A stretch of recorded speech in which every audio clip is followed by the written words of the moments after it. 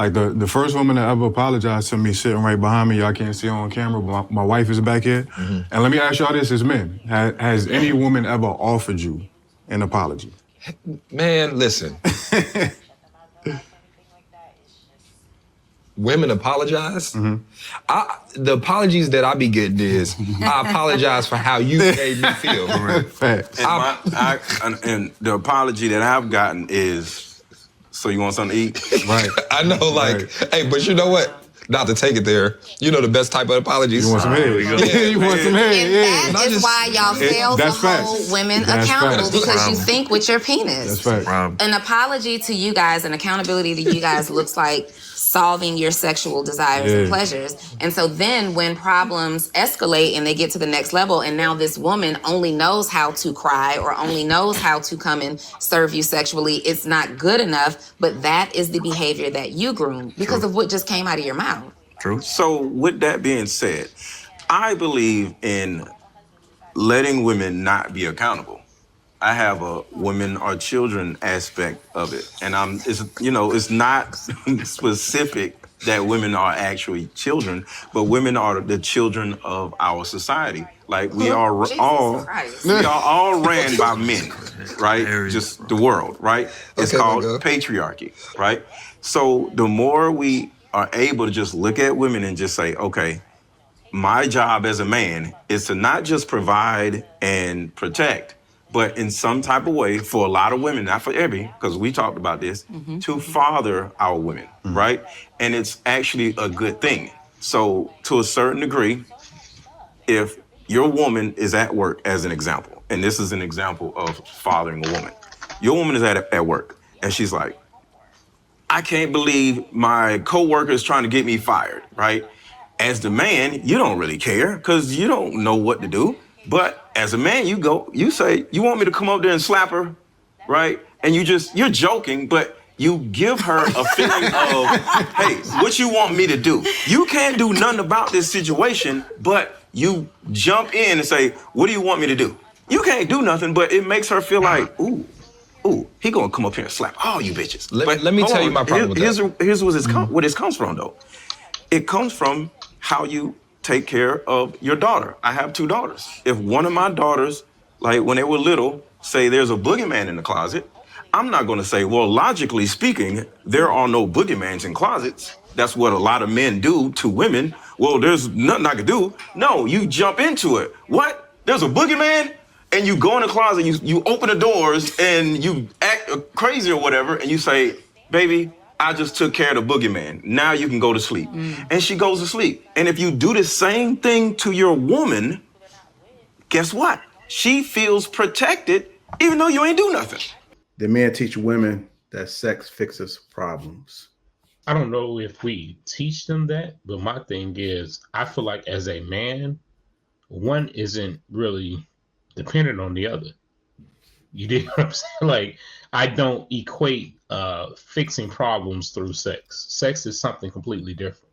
Sex for me is a physical thing that I want to do because I like it and it gets that up off me. You know, you dig what I'm saying? It doesn't have anything to do with how I feel, if I'm angry at you or not. You know what I'm saying? I just don't equate the two. It's not a emotional thing for me. You dig what I'm saying? I don't care if I'm happy or not, if I'm sad or not, if I'm angry or stressed or whatever. I'm still want to do it, right? You know what I'm saying? Because to me, it's one is not correlated to the other, if that makes sense. You dig what I'm saying? Like, I want to do it because I want to do that. You dig? I don't, and that's something that a lot of women don't understand. Like, for me, that doesn't equate love. It's not about how I feel, if I'm in a good mood or a bad mood or whatever the fuck the case may be. That's just something that I want to make sure I do. Like, if I'm pissed off, I'm still want to eat. I'm still hungry. You know what I'm saying? That's how I look at that. You know what I'm saying? If that makes sense to the panel. I know Mr. Lego always say women are children. Are we raising women to act like children in relationships? If you're not willing to accept a verbal no before you get, say, for the example they gave us, some sex, we're pretty much saying the sex is going to solve it all and make it all right, and it was okay. So, yeah, I guess we are kind to enabling some of these women by letting them get away with that shit. Now you can say sorry to me, and now we can get into it. So let's get down. But it should come with apology first before I accept your advances of intimacy. As far as the question you just asked right here, JL, and if you could repeat it, I kind of forgot the one. Yeah, it's are we raising women to act like children in relationships? Jesus Christ. I got to say we are doing that too. Because if we're not holding accountable to certain things, especially whatever standards you have set, we are. We let them slide by not acknowledging it, bringing it to their attention, and just sweeping it under the rug. I think we are. So I'll leave it there. I would agree largely with Hamp that if we are unable to have the... It's Hink, brother. It's Hink. What's that? Does that mean you can't hear me? Or Hink? No. Oh, my fault, brother. My apologies. I be on YouTube quite a bit. But yeah, I would largely agree with Hink that if we're not willing to have the tough conversation in the beginning, we are leading folks to believe that it's okay. If any brother's ever been through those particular situations where you have the argument, then you have the makeup manipulation, whether it be food or smacks, then if you don't say anything prior to that, and you definitely don't say anything after that, it can be led to believe that everything is okay. And that behavior has now been reinforced, that even if you do something in the future that goes against the boundary, it is a fail-safe that you can use in order to get out of there. So are women really trying to make it up with sex? I mean, typically what I've seen most often is that usually it'd be the guy kind of initiating it. I've never seen a woman too much. I guess it all depends on the situation. I'm just trying to think of a time where I've seen women actually want to give it up. Usually when a woman's pissed off, she ain't trying to do nothing. Right. Like I said before, it's never a time. I won't say never. That's wrong to say. Oftentimes, the woman doesn't typically allow the man to be upset. Right. What I mean by that is, if I'm upset at her, if men upset at women, then women will say, become victims and be in the mindset of, okay, I'm not going to let this be me, you being upset at me. I'm going to flip this so that I'm upset at you and justify the situation. So to go back to what you're saying, JR, I don't see that them, because they're going to be upset regardless, right? Whether it's something you did or something that they did and you confronted them on what they did. So then why would they initiate sex? Now, there may be some women that do that, but I haven't heard that to be a thing. However, I would say that they may do an act of service. It may not be sex. Like when time passes, it may be, a hug or a kiss. It may be made dinner, maybe went to go buy you something, right? To trying to soften it.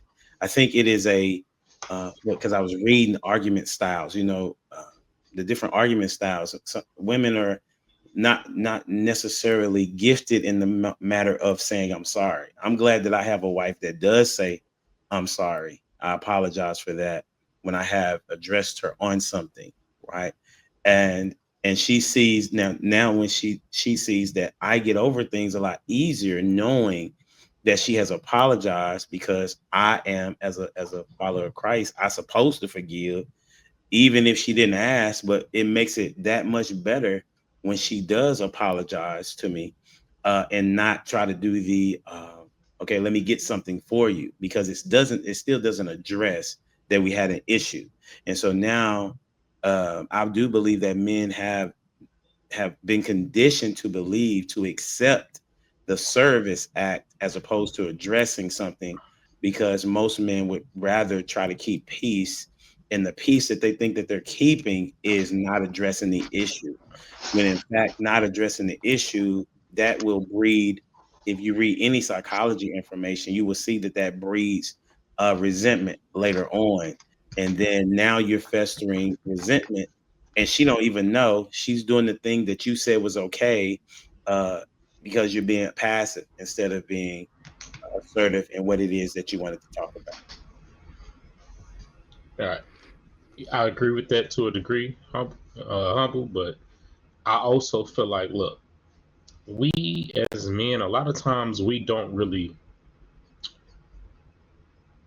I'll be honest. If my wife gives me the silent treatment, I could potentially care less, right? My thing is get back to acting normal.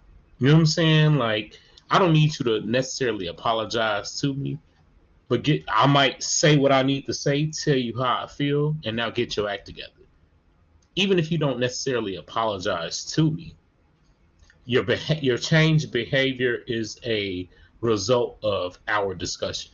You dig what I'm saying? Like, correct the behavior, right? You know what I mean? So I don't really I personally don't necessarily care about the apology, but that could be an issue too. Maybe I'm just not used to getting that apology. Maybe I'm just used to getting that changed behavior. But all I really care about is change your behavior. You know what I'm saying? I don't care about the words. Do different. Don't tell me you sorry and do the same thing tomorrow.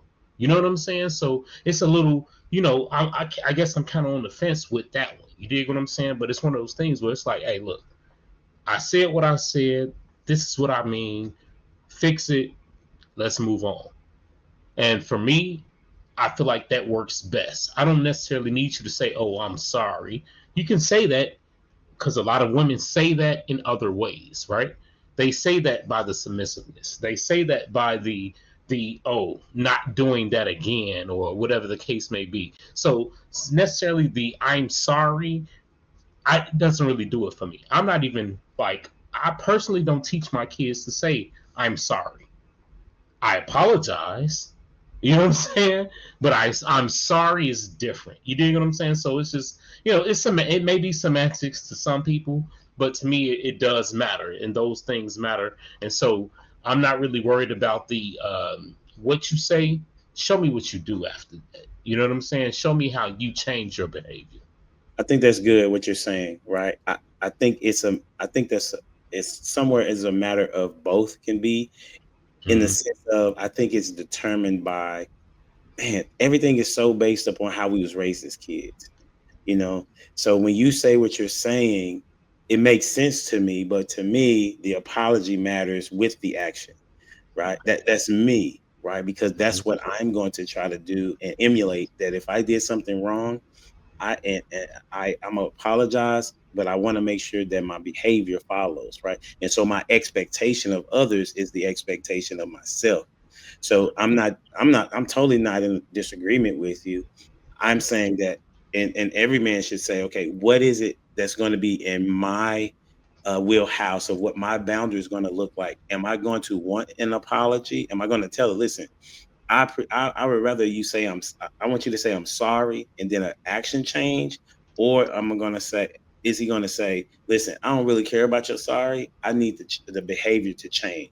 Whatever the matter is, it needs to be the conversation of how y'all going to be able to move forward. Because if it's not addressed in some regard, right, then we're building the rules by osmosis when that's not going to be healthy for the relationship. Yeah, I just want to add to it too. That's why I think the foundation is very important, and a lot of people don't understand that until they're trying to enforce certain things, and it's really not working in their favor because they already created a pattern or a habit of this is how the response typically is. So you need to understand what your boundaries are, and if you notice anything, then you got to speak on, and have a conversation about it. Always be careful too, or to be able to check this right at the beginning when somebody labels a conversation as an argument. It's not an argument. We're just having a conversation and we seek an understanding. Nothing in life is 100% guaranteed. So even though you have these conversations, it's not a guarantee that change is going to happen overnight, because change typically doesn't happen overnight. If somebody's been doing this for the past 40 years, let's just say y'all dated, married at 42, it's going to be difficult for somebody to turn it off. So everything is always situational, and things that I look for sometimes, depending on the person, is effort.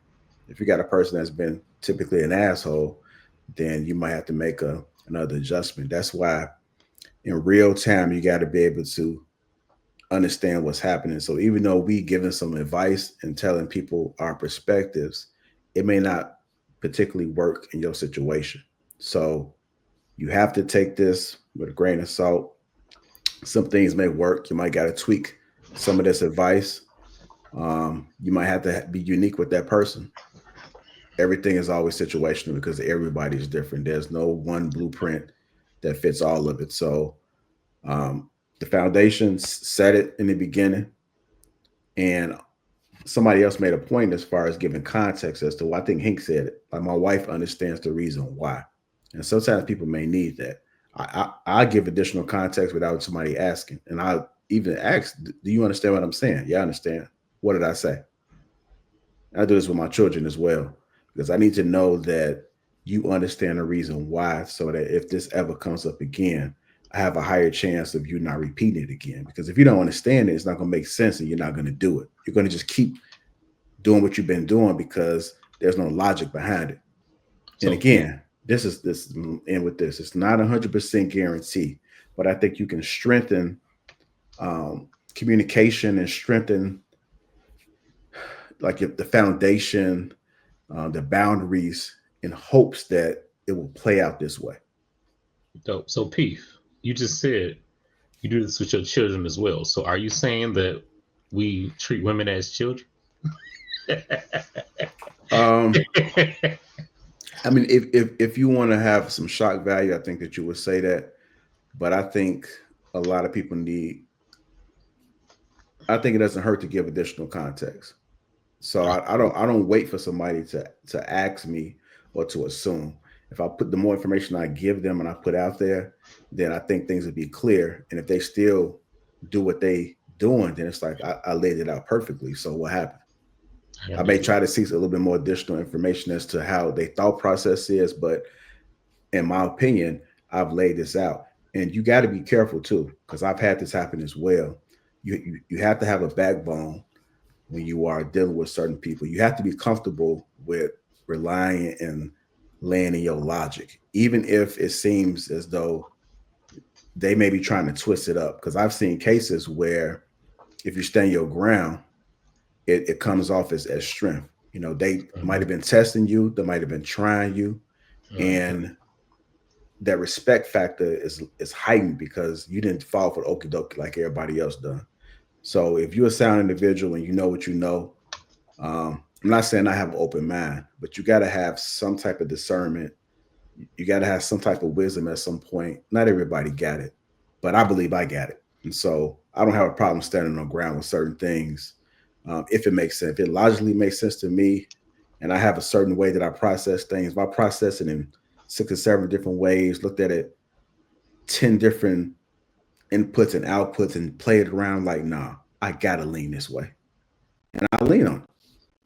And that's why the foundation is important, because it's a respect factor too. If a woman doesn't respect you, she's not going to yield to anything that you're saying. So it's going to be difficult for you, and you're going to struggle with that. So you have to lay down a foundation where, and it's not hard, it's just you being you. If you're doing anything else and trying to be something that you're not, and then she's gonna 9 out of 10, she's gonna see that. And if you're on some fuckery shit, she's just not gonna respect you. And you might as well just say that it's gonna be hard for you to get the results with that woman because she doesn't look at you in that way. When a woman looks at you in that way, if a woman's coming up to you and she asking you, "Hey, I was thinking about doing this. What do you think?" She's our that when a woman comes to you, I can't even explain that feeling. And some men have yet to be able to experience that. But if you have a person coming up to you, asking your opinion before they do said act, that's respect. Hey, I see you, JR. Hey, man, you should have gave yourself a round of applause for that. You are something. If somebody else gonna go on that question, because I had a question myself. When you're having the conversation, does somebody want to go on that question before I say something? All right, cool. So standing on, it was coming from what you were saying, JR. So how would you respond, gentlemen, to the woman when she says you're being controlling? Right? You're standing on business and you're telling them this is where you are. What advice would you give to a lad, or even dudes that just don't know what to do in that situation, of when they say, man, you being controlling? Well, you have to do something before it gets to that, because I have to understand what control is as well at some point in time. And it is about how you say it, right? So I'll tell somebody what I don't like, and then I give them the choice. If they're paying attention to you and respect is there, you may say, I don't like this. I don't like it. You're not telling them what to do. You just tell them this is what I like, this is what I don't like, this is what I expect. They can do whatever they want to do, but you're still giving them the choice, and there's no way that they can look at it as control. So you're minimizing the risk factor of them saying it's being controlled. Now, once you get a little bit like into the relationship, you may have to give some orders that may come off like a command. And if she respects you, she's going to understand that there must be a good reason why he's doing it, but you got to kind of build up to it. Sometimes it's just not directly there. So that's why the foundation is important in the beginning. And when you orchestrate it in a certain way, 9 times out of 10, you shouldn't have to ask for no respect. It's just going to be given. You're going to notice it. If somebody is not trying to come up under you, you will see it in the beginning. Now, but you being hard-headed and ignored, then that's on you. But typically a woman that has some sound sense, and she has something about her, it's going to be there. You don't have to go back and forth to fight it. There are some women who are going to look at you and they can't follow up on your leadership, and that's okay. It's not meant for everybody to be able to follow up on your leadership, but you stay away from them. The ones that you do entertain and you date, it's going to be a no-brainer. It's not going to be difficult. Yeah, I agree with that to a degree, but I also want to kind of put it out there like, listen, if it's a woman that really respects you and wants to be with you, she's going to take your opinion into consideration in everything that she does, right? You dig what I'm saying? If I say, hey, baby, I don't think that's appropriate for you to wear. If she loves you, she respects you, she's going to take heed to that. However, if she thinks that you're trying to tell her that because you're controlling, then it's probably a problem in her background, right? My daughters, I'm a father of 3 daughters, right? I will tell them that in a heartbeat. Nah, that's not going to happen. Nah, you're not wearing that. No, I don't like that. Whatever the case may be. You dig what I'm saying? You give them proper guidance because it's out of love, not out of control. When they understand what out of love looks like versus out of controlling, then it's a little bit easier for them to understand, I think, right? You dig what I'm saying? It's easier for them to understand that coming from a man that they think is courting them versus a man that just wants to control them. You know what I'm saying? It can look the same, but it is still very different in the way it's presented. So I guess that goes to what Lapeef was saying, how you say it. But my thing is, the hell with how I said it. I said, no, you're not wearing that. That look like some bullshit. You don't want to wear that. You're not going out to the club and this, that, and the other. Yeah, I might say that directly to my daughter. That don't mean her boyfriend gonna say it to her like that, but she should still get that same message, right? Because it's a reasoning behind it. You don't want to go out looking like just so anything. You don't want to put yourself out there looking like you are valued less than what you are. You dig? So it matters when it comes down to it, but a woman of value understands that already. She should just want a man that really wants her to really express that the right way. You know what I'm saying? A man. Yeah, go ahead, bro. So I think daughters are different. I think there's hope. They haven't had that much experience, and then you the father, but the foundation is important, because if a father is not active in that daughter's life or daughter's life, and you're trying to come in trying to give some instruction, she's not going to yield to that. I have my daughter, she's 15, and I get it. You try to come out here and she got long legs, so I'm on her ass. But the one thing that she's going to recognize as she get older is that there's been some consistency in what I'm saying, and she's going to probably think about it as she get older. I'm not letting up. Yep. You go ahead and change that, or you're not going nowhere. Now, they're going to still give you pushback because it is what it is. But I think you have more of an impression when it comes to your daughter, especially if you're an active father. When it comes to women and you're trying to give instruction, they've gone through so much, and that's when that respect factor is very important. If she doesn't respect you, you're not going to be able to tell that woman what to do. So it goes back to the foundation. Go ahead, Mike. No, I agree with everything y'all been saying. Y'all been cooking. I think to answer that question directly, how I would be speaking to her, because all the stuff y'all said is true and prerequisites, so you don't even get to that question. Like if you being respected, she'll just change and won't even get into that position where you have to explain it. But if I had to explain it, I think I would say, if everything I love that's gonna be a part of my family, I would want to protect my kids, you. And part of that is being able to say, this is not right or that's right. And if that's a problem for you, then I'm probably not the right man for you. And let her choose from there. You can't be afraid to walk away. I think that's where a lot of the issue, like we make a lot of exceptions for a lot of stuff because we're afraid to walk away and say, you know what, this is just not it. I'm gonna force this issue. It's not worth torturing yourself or getting in a situation where you can't walk away cleanly based off her showing these signs early on. If she's asking you a question like that, that's a hard line conversation. And you can get a hard line response right then and there. Like, hey, this is how I plan on. I don't want my wife wearing XYZ. I want my children to operate like this. If that's going to be difficult for you, that's fine. I respect you. You can live your life how you want. You just won't. It won't be with me. You don't got to curse out. You don't got to be mean. You just, tell it what your expectation is. That would be an example of setting that boundary. So when I be talking about the boundaries that men have to set for women, that's one of them. Saying like Humberdeer said earlier, hard line. Hey, I don't want to see this in my family, and I'm not even judging you for it. It's just not for me. Mm-hmm. You don't have to be abrasive. You don't got to be demanding, none of that stuff. You just stand on. Mm-hmm. And that's where that confidence comes in there too, Marcus, because I think that's an excellent point.